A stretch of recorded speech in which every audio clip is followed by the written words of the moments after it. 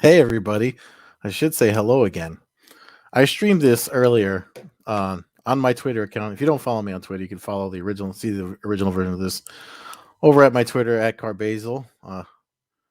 This is your Sunday submission for MMAnews.com. Sunday, December 5th, the weekend after we had a big group of Bellator events. Oh, I took that down before I said it. I'm sorry, I'm doing this again. Make sure you do thumbs up, bell notification, to like and subscribe to the channel so you can see stuff like this when it's uploaded and the other interviews that we had with folks that competed this weekend done by the Canadian god James Lynch. Those interviews are Mickey Gall, Rafael Fiziev, um, Jamal Hill, and I think that's everybody. Um, Sorry, I'm a little distracted. I'm doing this over for this is my second time doing this. Um, you guys liked what I did last week with the clip, but not all the clips are safe. So as I was trying to upload it, we got a hit, and it sucks because it's the finish of the Horiguchi Pettis finish. So I didn't want to mess it up and leave you guys hanging for another Sunday just because of one thing. So I'm shooting this over again. So full results are up at MMAnews.com. You can actually see the social the shares up on the website. So we had a big Bellator and UFC bantamweight headliners for the weekend. Bellator 272 with the Sergio Pettis and the Kyoji Horiguchi title fight, and then Jose Aldo Rob Font on Saturday night. Both 135ers, both fights that delivered in all ways. One of the things I have to say though is that I personally feel that Bellator delivered more because there was more finishes on that card. So again, I don't want to wind up doing this for a third time. So if you want to see the clips of the highlights, I really go over. This is a GIF. I wonder if I can. Check out the highlights here so you can see the finish that comes in round 4. I had done something. I mean, it's fair use, but it's not. Bellator is cool about stuff, by the way, like with the media. So a little aggravated that I'm doing this over again. But anyway, I mean, if you go to my Twitter, you'll see the original airing of it that I did, which features the clip that shows the point of contact and everything, using the clip from social media. I posted it, and but as I was running the checks when I was uploading the original one of this to YouTube, so I'm sorry about that. I'm sorry for repeating it over and over again, but I hate this shit. Is aggravating, especially when Bellator is usually really friendly with folks like us, websites like MMAnews.com, and sharing the content. They're really good about sending us everything we need. So, um, but I guess it was too long. But this is their social embeds on the website, so you can see the whole fight. The only difference between the clip that they shared on social versus the one I had a little bit more of the match in it, so you can see how well Horiguchi was doing up until the point that that spinning back fist landed. I mean, you can see they actually tweeted the scorecard was 37-20 before that spinning back fist shut Horiguchi down, who was transported to the hospital. Hopefully he's okay. Um, but what's this is a GIF. I know I can play this because there's no sound and it's really short. Where is it? That's not it though. That's not the finish. It's not on here. The full results are on here though. So one of the reasons I like Bellator 272 over UFC Vegas 44 was because of the amount of finishes on the main card, and there was 2 come from behind victories. Spike Carlisle versus Dan Moret. Carlisle I believe, was short notice, and he had to persevere and wound up getting a victory at the end of round. At the in the final round, he got a submission, round 3, technical submission, rear naked choke. And he was like gassed and almost literally like done fighting. Um, and I mean, the prelims were mostly decisions, but in the main card, If you want some highlight real finishes, there was definitely plenty to be had. And the spinning back fist from Horiguchi versus Anthony Pettis was definitely one that, like, every single round was like high tension, had me nervous, and it was something that I picked Horiguchi to win. Mm. Picked Horiguchi to win, and was feeling bad for Sergio Pettis. Did I say? I hope I didn't say Anthony Pettis, because I had a whole speech when I originally recorded this about how Sergio Pettis, I mean, completely separated himself. I mean, not that there was any beef or anything between them, but separated himself from his brother, and like, Bellator has really helped him come into his own. I mean, in Bellator, he is Sergio Pettis, the bantamweight champion, right? He um when he was in the UFC, he was kind of like, when you mentioned him, there was like, this is Anthony Pettis' brother, right? And since leaving there and coming to Bellator and fighting his way towards the title, winning the title, now defending it against someone like Kyoji Horiguchi, who was a former double title holder with Ryzen slash Risen. If I forgot, during that broadcast on Showtime, I kept hearing people say Risen. I've been saying Ryzen this whole time. I don't know if it's because of my urban upbringing or what have you, but I've been saying Ryzen this whole time. So whatever's correct, maybe drop it in the comments and help me out here, so I stop making myself look like a fool. But so one of the things was um that he was the double title holder, and Sergio Pettis, I mean, he was losing every round, 30-27. Looked like it was gone. The title was gone, from going to leave his grasp. And then he throws this kick. So again, I had a clip ready for you, but messed up the upload when I was uploading it, so that's why I'm re-recording this. So he threw it, but he rehearsed this. So if you check, you can. I shared it on my Twitter, um, but I'm sure you've seen the highlights of the spinning back fist. Again, it's on the MMAnews.com, the results page. But he throws a kick over Horiguchi's head, and as Horiguchi's head is right here, and he throws the kick over his head and does a spinning back fist right after, and lands flush on Horiguchi. Definitely does not see it coming, and shuts him off, drops him completely. Um, in the post-fight press conference, he said that it was something to the effect that it was like on a whim that he threw it, but somebody shared footage of him training that very move. I don't know if it was training for this fight, but the muscle memory was there, so I don't know if it was as freestyle or on a whim as Sergio made it seem. I'm impressed with his victory. I really do think he's coming into his own. Um, and the fact that we might see this fight again is definitely something that I'm willing to be dialed in for, especially since it's part of the bantamweight tournament that they announced during this event. Um, the one thing I want to say about that finish that I said, with I had a really good breakdown video with a little circle and everything, but a Viacom, I guess because of the Showtime logo and all that was the watermark.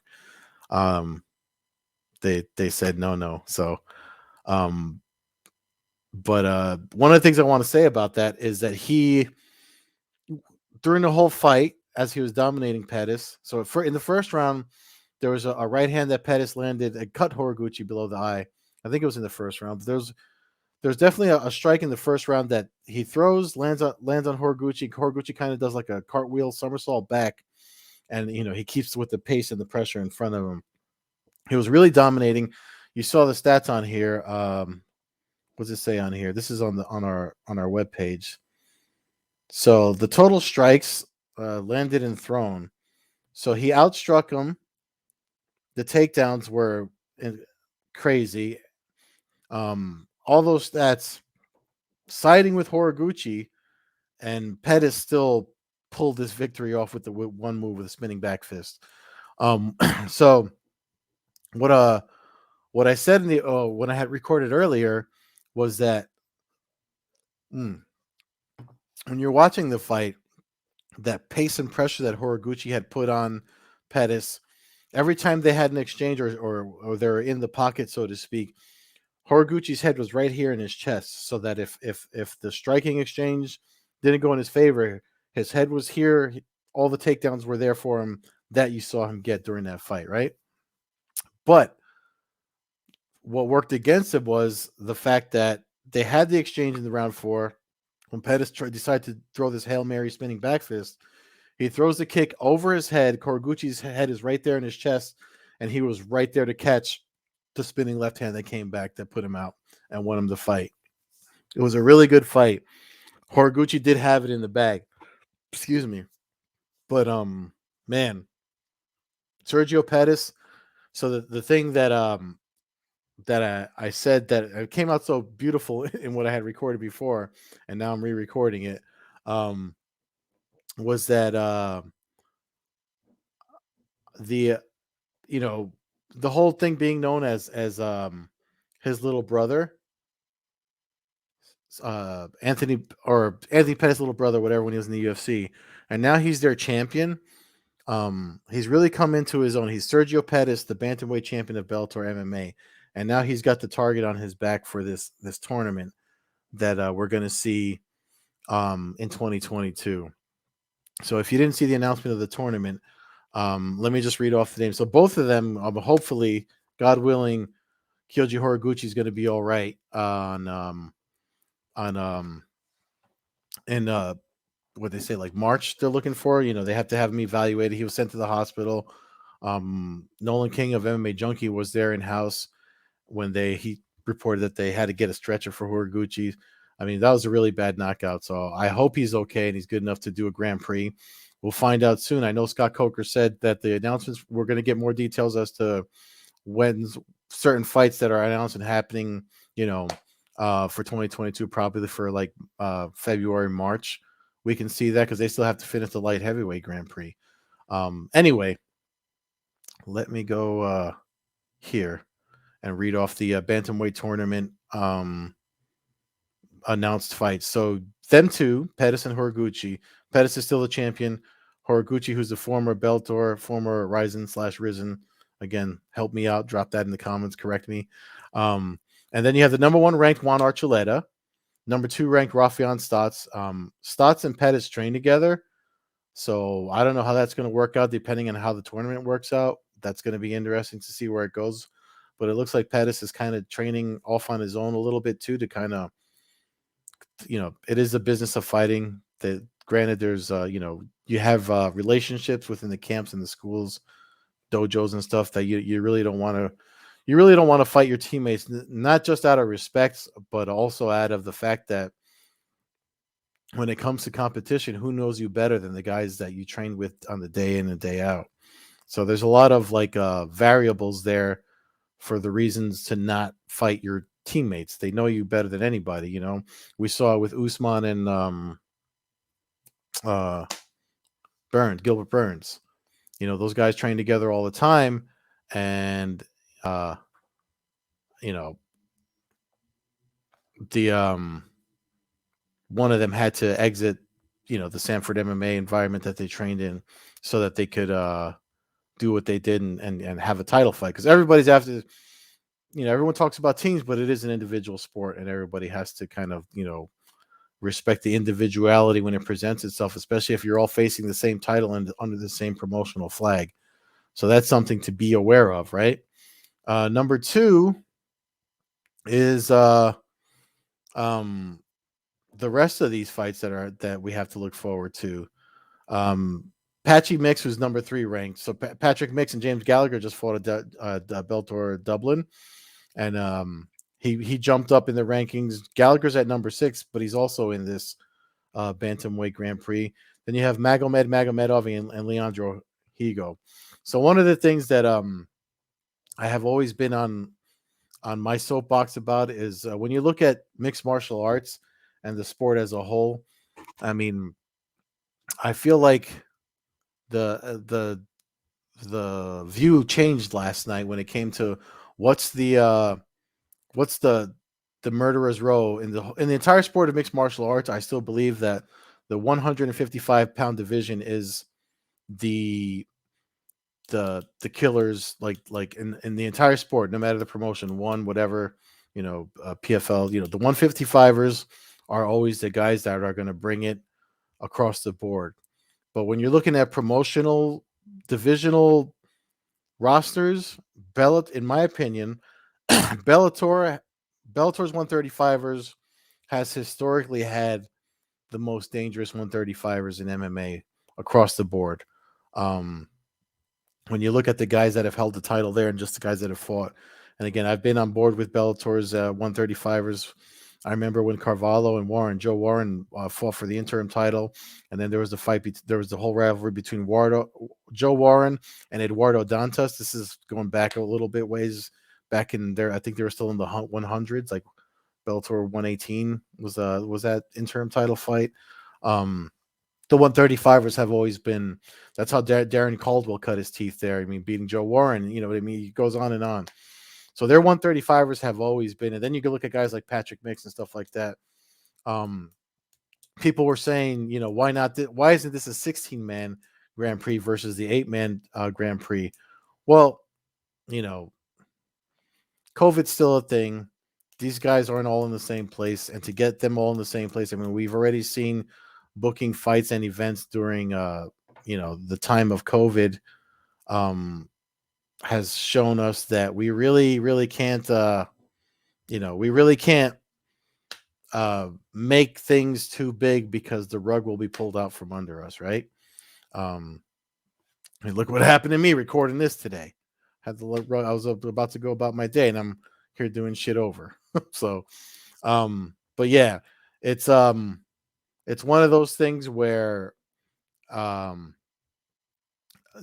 they're playing it safe, and the other side of that coin is, say, Gallagher gets stuck in Dublin, or one of the Brazilian fighters can't make it, to wherever the event's going to be. I mean, Scott Coker talked about in the post-fight press conference having the opening round in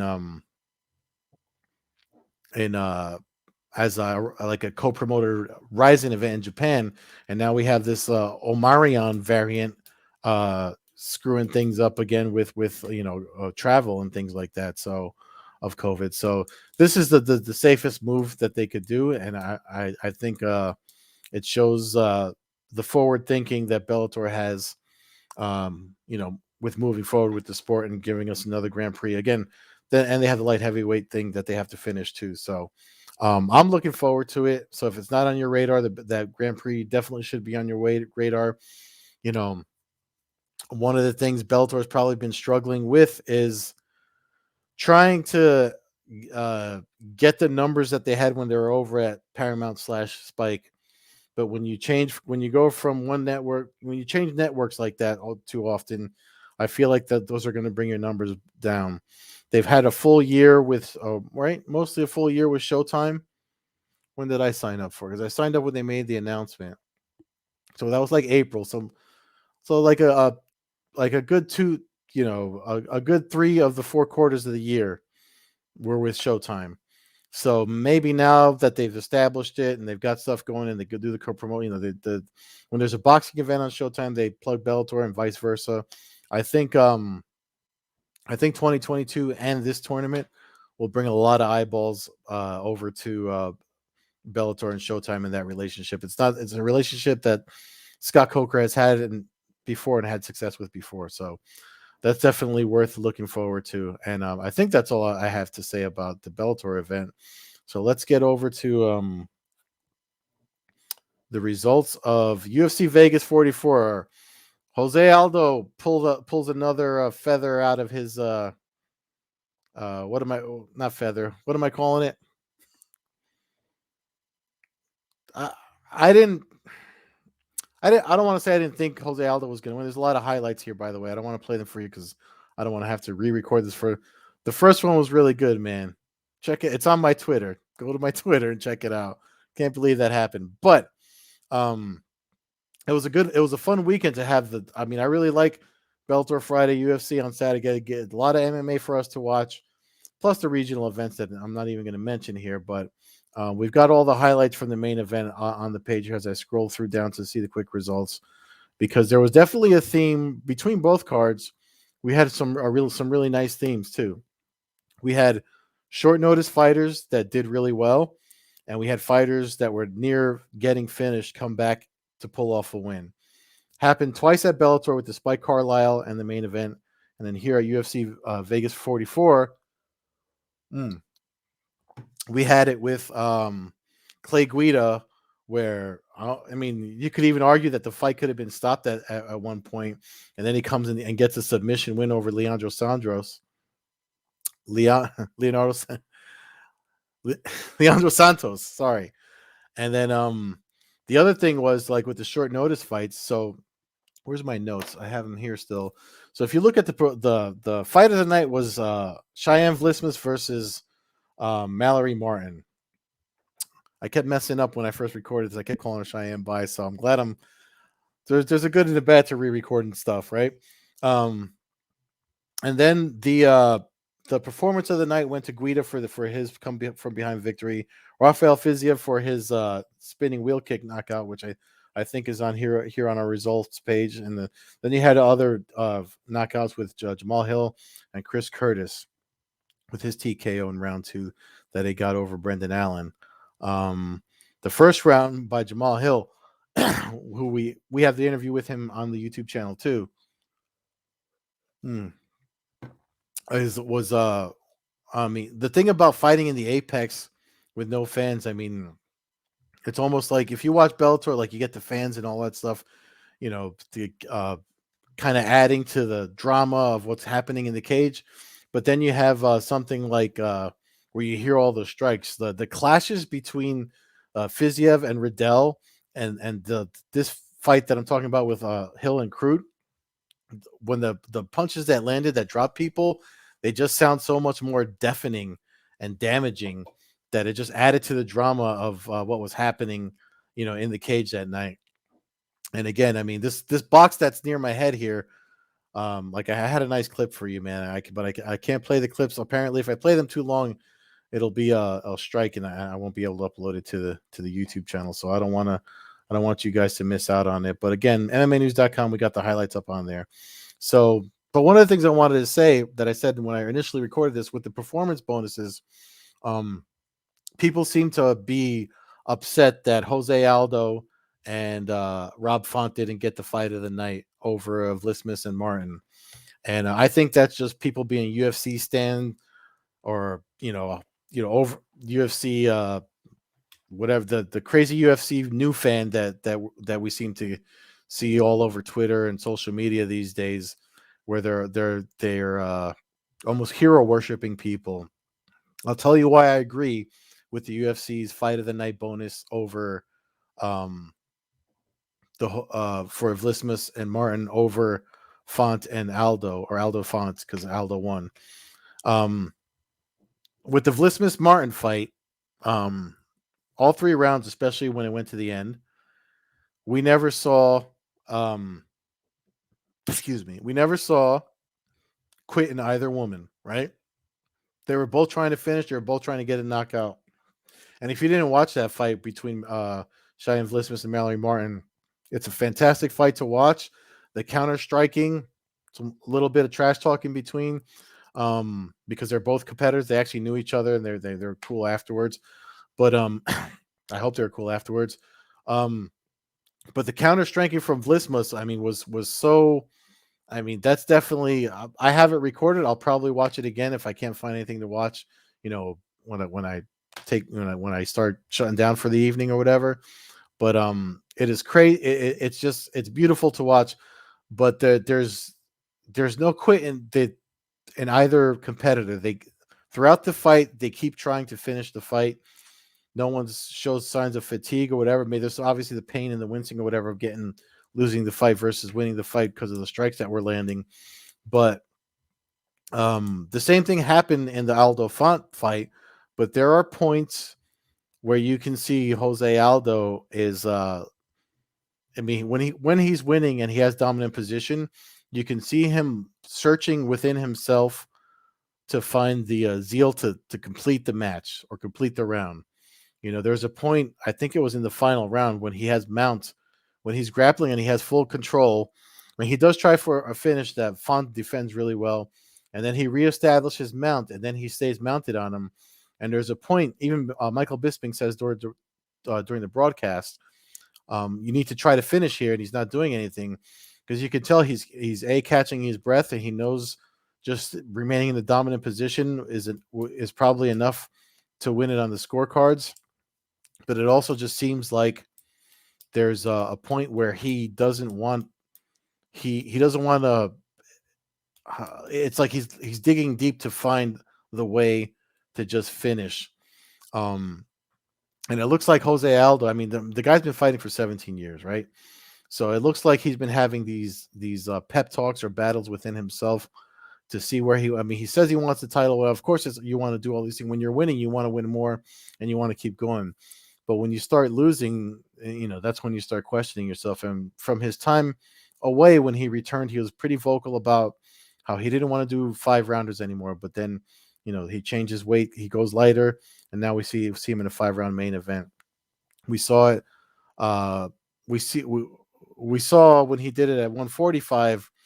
The later rounds kind of wear on him, and that kind of the losses he picked up were from there. But here, he's obviously really strong at 135, but it looks like he's got to dig deep to. Never mind the weight cut and everything. All these fighters battle with going towards their fight, but on the fight when they at this level, when they do what they have to do, it just seemed like he's having another internal struggle of can I do this? And then he says yes I can, and we get what we got last night. So one of the things I said when I first recorded this, it made me think about something Teddy Atlas said about the wars guys when they fight in combat sports, how they leave the best parts of themselves get left behind in the cage or the ring when they fight these wars. And I feel like Jose Aldo is like the personification of that. He still seems to think a title run is in his future, but and maybe one is. I mean, we don't know. I mean, there's overall age where he's a young man, but in combat sports years with what happens and the reference I made to what Ted the Atlas said, I feel like he's he's feeling all that time. 17 years is fighting at the top level of the sport. Um, it's there's a lot of question marks there, but I believe that's why the UFC did not favor him for that fight for fight of the night over the Martin Vlismas. So say what you will. Again, I know a lot of folks are probably going to give me the thumbs down that you can't see on YouTube anymore, or agree with me. Drop it in the comments, whatever you think. I mean, I'd love to hear why you think otherwise. I mean, because it seems like people are just simply upset about that decision because it's just because it's Jose Aldo and he won, and everyone loves Jose Aldo, right? So I don't know. So I don't disagree with that. I think the UFC, they knew what they were doing last night, especially with those performances. But with the Clay Guida's come from behind victory, the stuff like that, the stuff that Spike Carlisle did on the Bellator 272, and the Sergio Pettis come from behind victory. It was a nice theme for the weekend to have the 135ers show why that weight class is coming into its own, and I feel like now folks are starting to, people used to shit on the 125ers and Moreno and Figueroa and fights like that, kind of, and Henry Cejudo, kind of like showing how these little guys can make for such exciting fights. And I think we're starting to see that with 135ers too. So again, sorry if this seemed a little messed up, but again, it's a re-record on December 5th. This is your Sunday submission for December 5th. And I'm trying to think if there's anything that I left out from the first time I recorded. I don't think so. But check out the other. We have, again, a lot of the winners and losers from UFC Vegas 44 are on the YouTube channel. So make sure you do the thumbs up, like, and subscribe when the Canadian God James Lynch uploads them. Full results and highlights that I can't play apparently without getting a goddamn strike are up at MMAnews.com from the promotions themselves, social media, embedded on the results page. And if you want to follow me and all the stuff I do on Twitter, I'm on Twitter at Carbazel.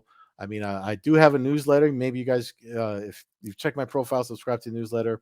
I, I I wrote a thing. It's like a love letter to Bellator's bantamweight division, and I'm really excited about that bantamweight tournament, and you should be too. So that's it for me this Sunday. For the second time, I'm tapping out.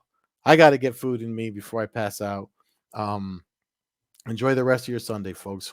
We'll be back for 269 next week, I believe.